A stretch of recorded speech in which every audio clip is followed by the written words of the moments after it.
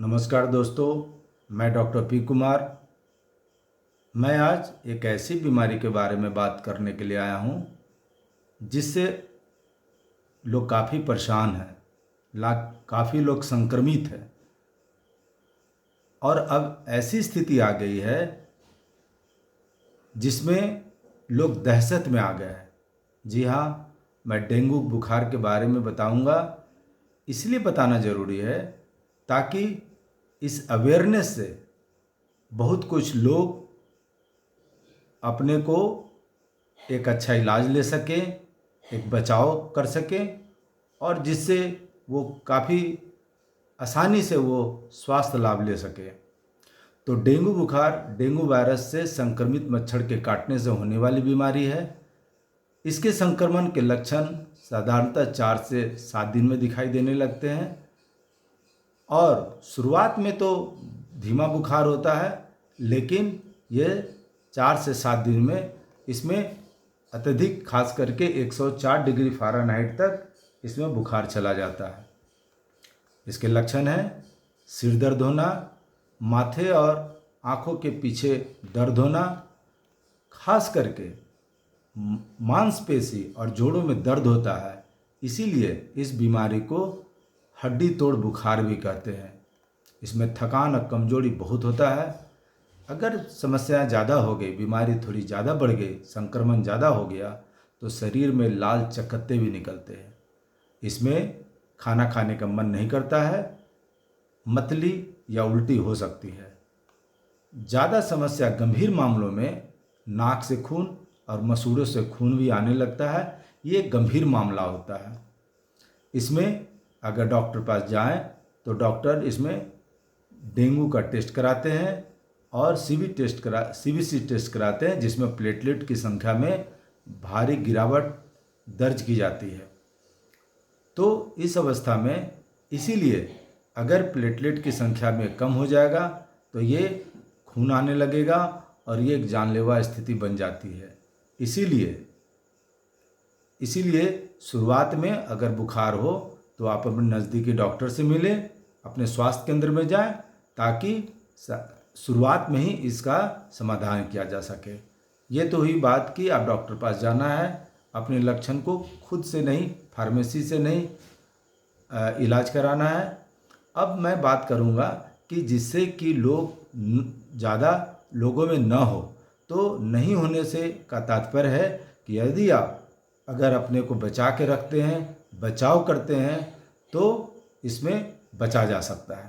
तो डेंगू न है, इसके लिए बचाव के तरीका का इस्तेमाल सबसे सुरक्षित तरीका होता है। इसमें सबसे पहला घर में एक काम करना है कि मच्छरदानी का सेवन जरूर करना है सोते समय। अगर आदमी जगा हुआ रहता है तो इधर उधर एक्शन में रहता है, कुछ करते होता है तो मच्छर उसको बैठ नहीं पाता है। तो लेकिन यदि सो जाता है तो मच्छर आके काटता है और इसी तरह ये बीमारी ज़्यादा आसानी से फैल जाती है, प्रभावित कर सकती है। तो पूरे कपड़े पहने, बच्चों को पूरे हाथ का कपड़ा पहने, पैर में पूरा कपड़ा, फुल पैंट पहने, जिससे कि मच्छर आपको ज़्यादा से ज़्यादा नहीं काट सके। अपने आसपास यदि जल की जमाव की स्थिति है तो इस पर ध्यान दें, उसमें केरोसिन डालें या कोई भी दवा है उसमें डाल दें। खास करके ब्लीचिंग पाउडर का इस्तेमाल करना चाहिए। तो ये हुआ बचाव की स्थिति। बहुत साधारण बचाव है, लेकिन थोड़ा अवेयरनेस की बात है। इसमें ज़रूरी नहीं कि प्रशासन खुद भी लोगों को मिल करके, क्योंकि शुरुआत में तो लगता है कि मुझे नहीं होगा, लेकिन एक समय आता है जब प्रभावित हो जाते हैं तो लगता है कि अरे ये तो मैं पहले कर लिया होता तो ज़्यादा भी अच्छा रहता। क्योंकि मैं होम्योपैथिक डॉक्टर हूँ, इसीलिए लोग सोचते हैं कि इसमें इसका इलाज है या नहीं है।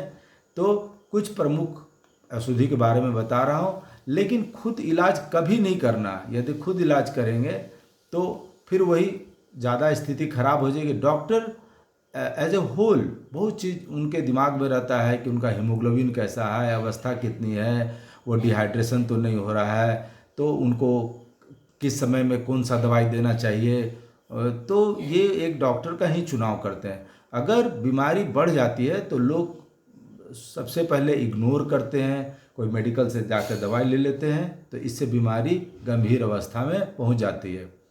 होम्योपैथिक दवाई में एपिटोरियम पर्फ इसकी काफ़ी अच्छी दवा है। जब रोगी को अत्यधिक हड्डी में दर्द हो, मांसपेशियों में दर्द हो और तेज बुखार हो तो ये एपिटोरियम पर्फ दवा काफ़ी काम करता है।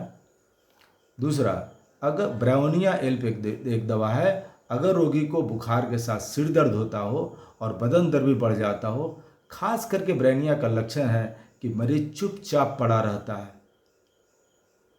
एकदम नहीं चाहता है कि कोई मुझे डिस्टर्ब करे, वो हिलता डुलता भी नहीं है, तो हिलने डुलने से भी उसकी बीमारी बढ़ जाती है।